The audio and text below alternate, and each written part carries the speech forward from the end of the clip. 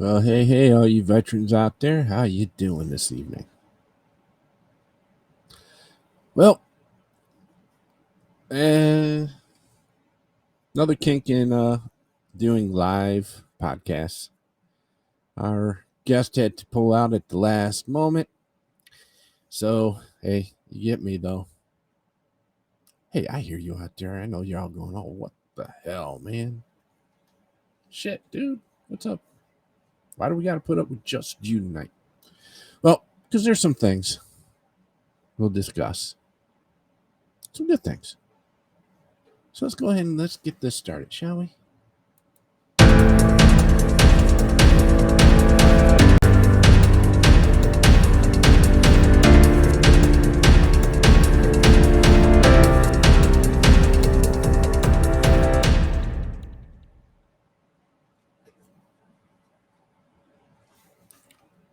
Well, hey, folks. It's me, Tim Hauser, the Gulf War Advocate, and this is Veteran Central Podcast. That's right.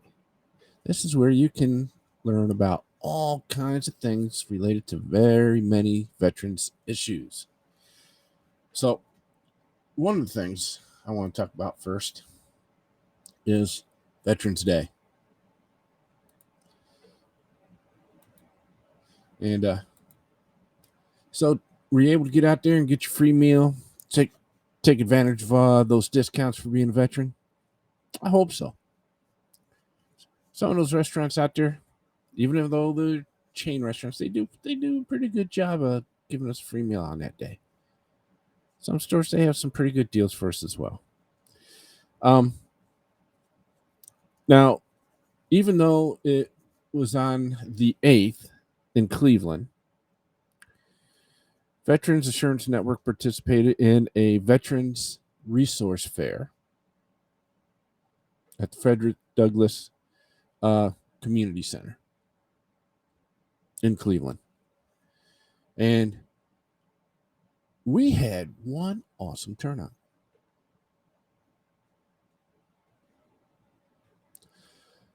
Estimated 350 veterans showed up to learn more about their benefits and services available to them.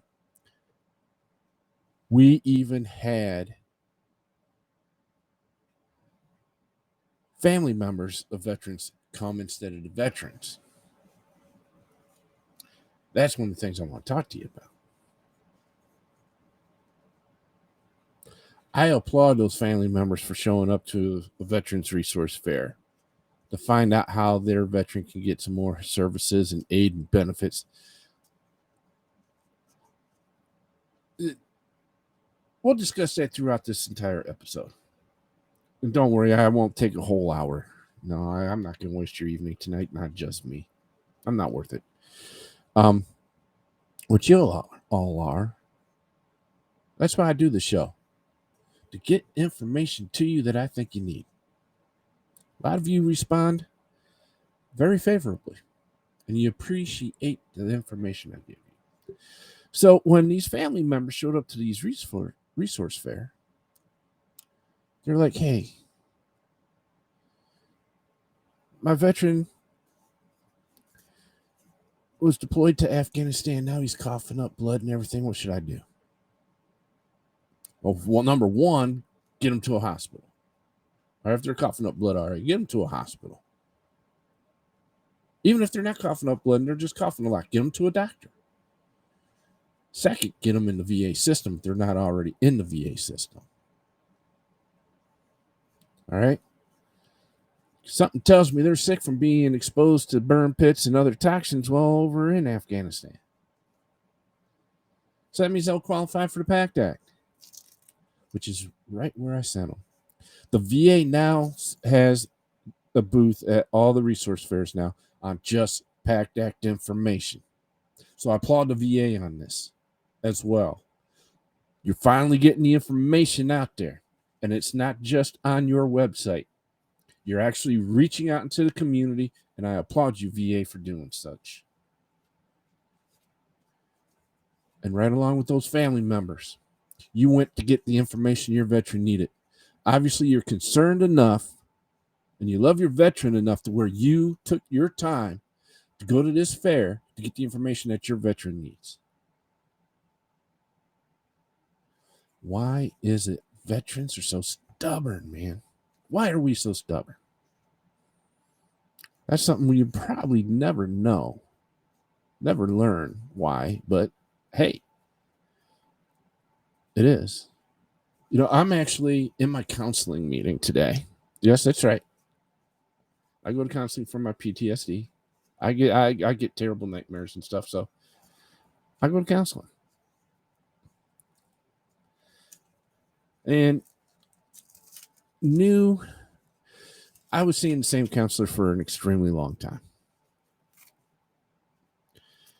And all of a sudden, out of the blue, my counselor decided to take another position with the VA. So now I got that kind of put me behind the 8 ball. It threw me for a loop. No, I'm not mad at my counselor for doing that. Everybody has the right to go ahead and improve their lives, even if it means taking another job position. All right? Constantly improve yourself, people. Yeah, do it. Try to improve yourself. And that's what my counselor did. So I applaud them for that, doing that as well. But the thing is for years, I've seen the same counselor. So there's this trust that I had where I could open up. I told my counselor some stuff that I've never told my wife about what happened to me in the military or during the war. So now, after a while, I said, yeah, I need to get back into counseling. So I went. And today my counselor's like, I find it a little funny that, here you are talking about veterans being stubborn, not opening up, but yet you won't tell me about why you have nightmares. I told this counselor, in time, I got to build that trust back up. And they understood. But what is it? Why can't we even tell our family members? Are we afraid that they're not going to love us anymore?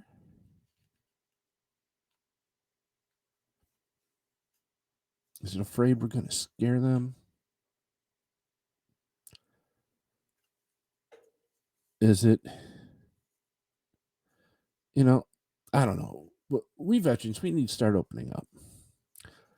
And if you're watching live, the chat is open. So if you have questions, because unfortunately our guest could not make it tonight. So we're just talking about several different things. So if you have any questions or comments, please put them in the chat. We'll get you on the show. All right. Now, one thing that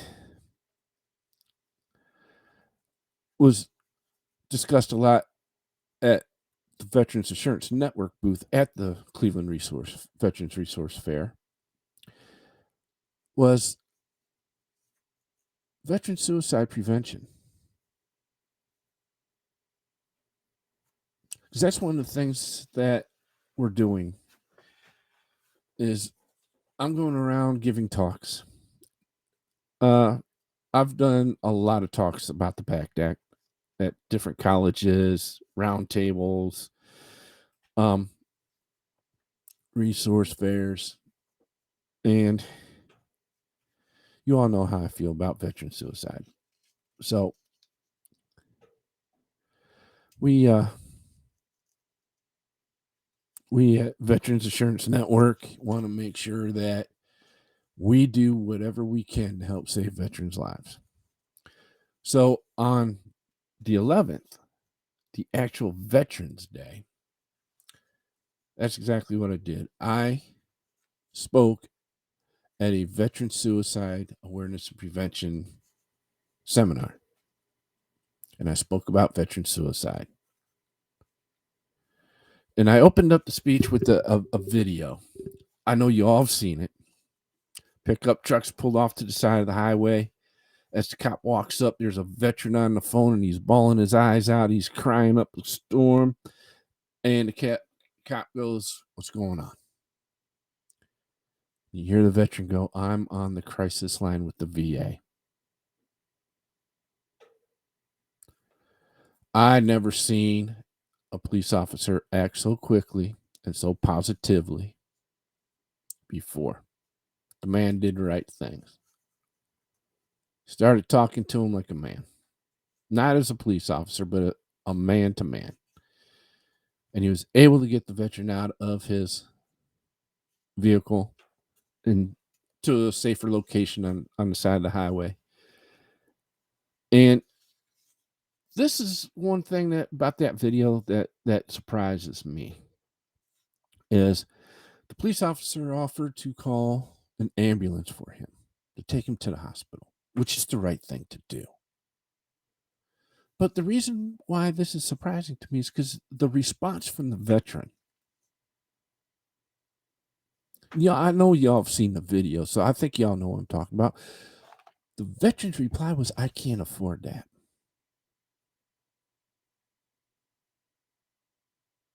Police officer told him, "Don't worry about it. It's taken care of."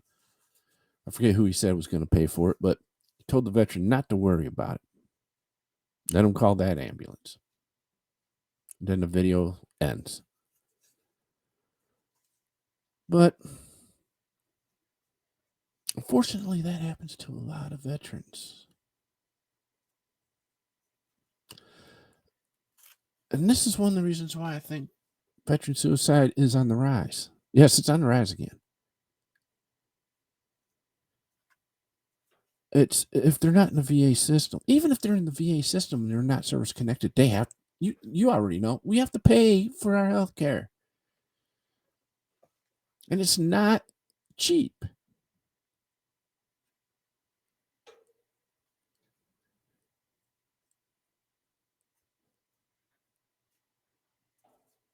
And I just I almost started crying when I heard that veteran say, "I can't afford it." So things need to change. Not just the VA, but the healthcare system altogether. Now, during my speech, I happened to mention that the VA has rolled out a new program this year.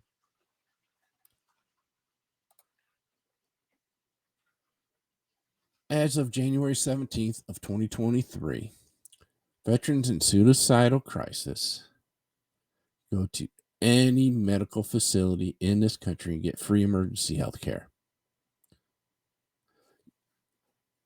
You don't even have to be in the VA system, and the VA will pay for it. You can get up to 30 days of inpatient care and 90 days of outpatient care after you do your 30 days of inpatient care. So that's a total of 120 days. All right. Now, of course, the VA will want to get you into the VA system, which I think is a good thing. Okay. I think every single veteran that's been honorably discharged should be in the VA system, even if you utilize it or not. Because one thing that I feel is a lot of veterans out there, you know who you are, complain about the VA a lot, but you don't utilize it. So that doesn't give you the right to criticize it. If you're not utilizing those services, stop criticizing it because you might be preventing another veteran who needs those health care benefits from applying for them. Now, if you want to criticize the VA, get into the system, utilize the benefits, find out how and why it's not working for you. Then we can figure out how to change it. That's the only way we're going to be able to get any changes done. Look what we had to go through just to get the PACT Act passed. Over 30 years of veterans fighting for their rights, man. Now we got them. So utilize them. Utilize the VA because it is improving, folks. It is improving. Um, Now, another thing that the VA did too this year is they changed the 1-800 number to 988, then press 1. I'm not going to get into full detail because I discuss that every Wednesday. So, um, now,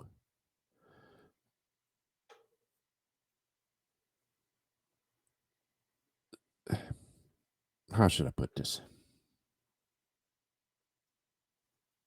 There's a lot of nonprofits out there that do help veterans with PTSD. You don't have to be in a VA system or not to utilize these nonprofits.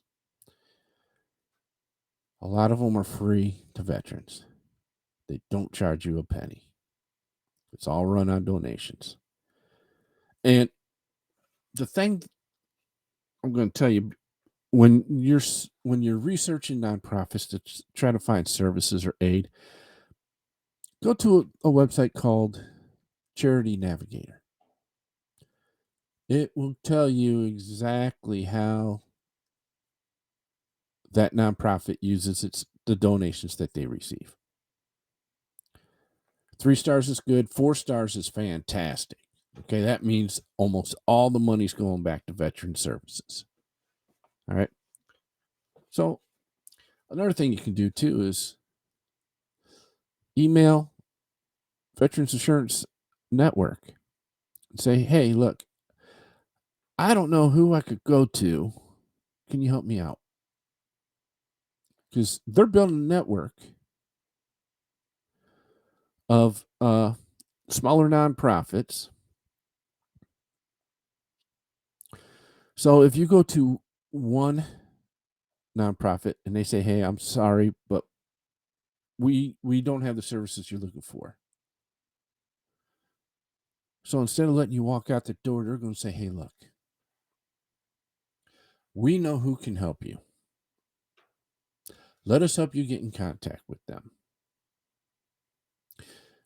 If they don't know an organization who can give you the services, then they're going to give me a call.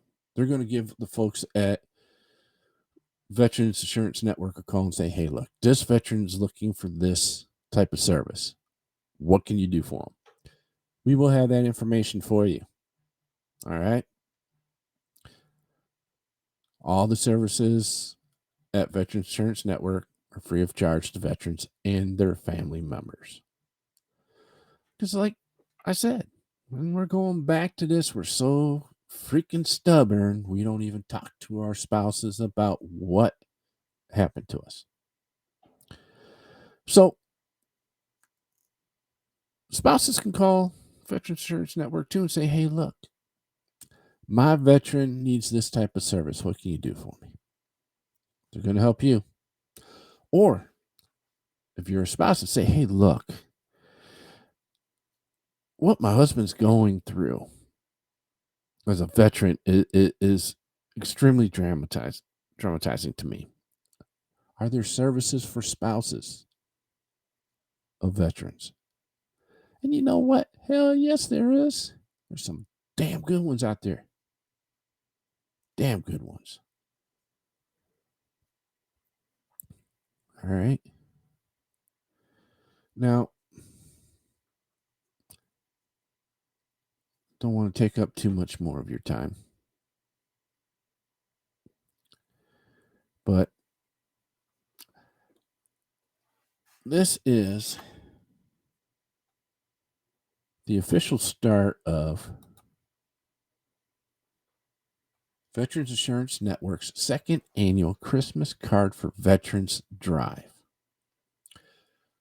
We are asking for donations of Christmas cards so we can bring them to veterans that will be hospitalized over the holidays. Now, here in Ohio, we have partnered with the Cleveland Cavaliers Cavs Care Team. This is one of their charities run by some fantastic human beings. They too are going to help distribute these cards to the veterans at Wade Park in Cleveland, Ohio. I'm waiting on Cincinnati and the Columbus area and Dayton area to see if we can bring the cards down there. Last year we had so many Christmas cards that we brought them to the Sandusky Veterans Home in Sandusky, Ohio.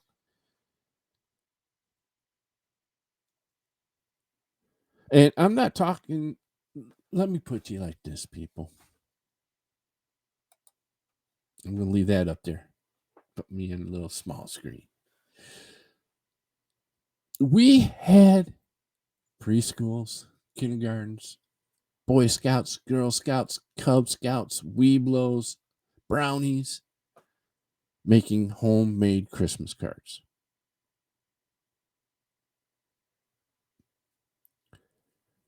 We had all kinds of organizations writing great positive messages in Christmas cards to bring to the veterans. You know, I had it written down on how many Christmas cards we collected last year. It was close to 2,000. And we were able to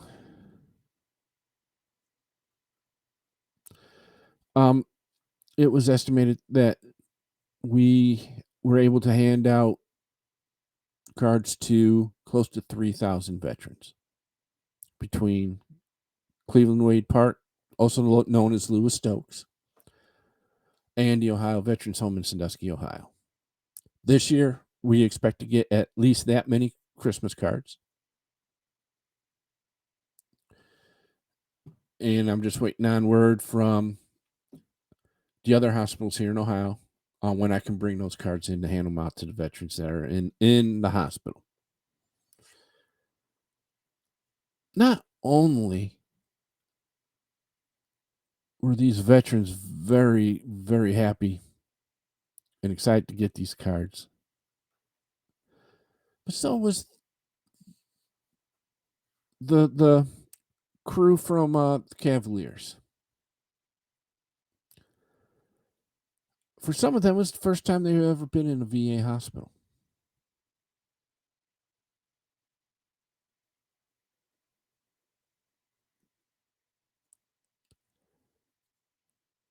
And they showed up with Christmas garments on, no ugly sweaters.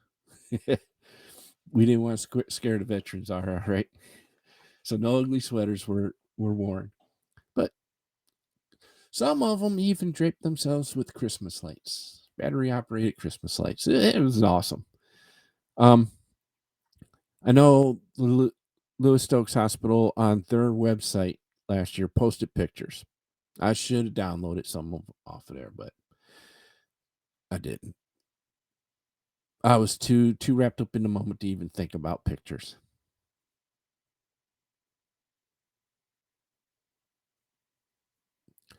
It's extremely therapeutic for me to do this. I know it's going to be the same this year. So, if you want to donate cards, and before I tell you how you can help, we had people in Hawaii send cards last year.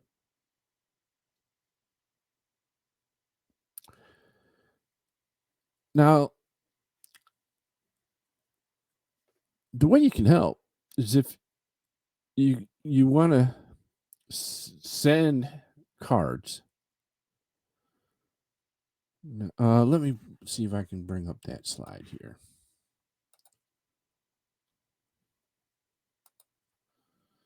Let me take this one down, put this one up. Okay. If you want to send cards, you mail them to P.O. Box 159 in Twinsburg, Ohio, 44087. Or you can go onto the website and make a financial donation, and whatever money is earmarked for Christmas cards will go for Christmas cards. So,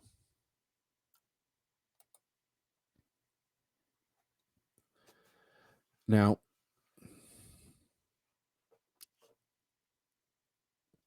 I don't normally talk too much about myself, but I'm a huge fishing fanatic. I love to go fishing. My dad used to take me fishing since I was a little kid. And for those of you in Northeast Ohio, steelhead are running. I go to the Rocky River, and the walleye are biting at night along the shores of Lake Erie. So I've been doing some fishing. Helps relax me, get me out in the fresh air. Yes, I bring my oxygen with me because any type of activity like that, I've got to have it with me. Um, the reason I'm bringing this up is, what do you do? What do you do to help combat your PTSD? To relieve your stress? Y'all know how to get in contact with me. Support at veteransinsurance.org. Yeah, let me put that up on the bottom here. Because that's another way of finding out how you can help out with Christmas cards. All right. So let me put that up there.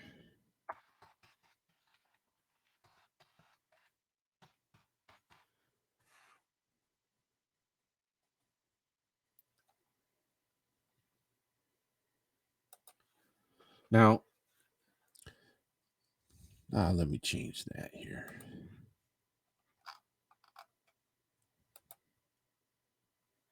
Yeah, there we go. Much better. Much better. Now, if you're listening to the audio on Amazon, Spotify, Apple, it'll be the email will be in the description. I do that all anyways. So now we've got some great shows coming up here soon. I don't know if y'all remember Mandy Fight from Joint Base Pearl Harbor Hickam. And she came on and talked about the contamination due to Red Hill Fuel Depot leak. She's coming back on December 6th. All right. She's got some updates. And we're going to talk about some other stuff. I'm in talks with the USO to bring the USO on. I'm in talks with the VFW Veterans Home. So you can learn more about that. All right. There's a few others coming on. Some other nonprofits that'll be coming on. And we're going to end this year with a bang. With some good shows for you. So, like I said, I'm not going to waste all your time tonight just by rambling. So, I want to thank you for listening. Sorry that our guest was not able to come on. But do me a favor. If you feel like you are in crisis, dial 988, then press 1. All right? So, Thanksgiving's coming up. The holiday season's beginning. Even if you feel like you cannot call the crisis line, call a friend. All right? Now, if you know a veteran, 3 words I want you to ask your veteran. Are you okay? That's going to be the program at Veterans Insurance Network for veteran suicide prevention. Are you okay? I'm okay. I've got a good support system. If I didn't, I probably wouldn't be sitting here blabbing my mouth in front of this computer screen tonight. But for those of you who don't, 988, then press 1 or call a friend.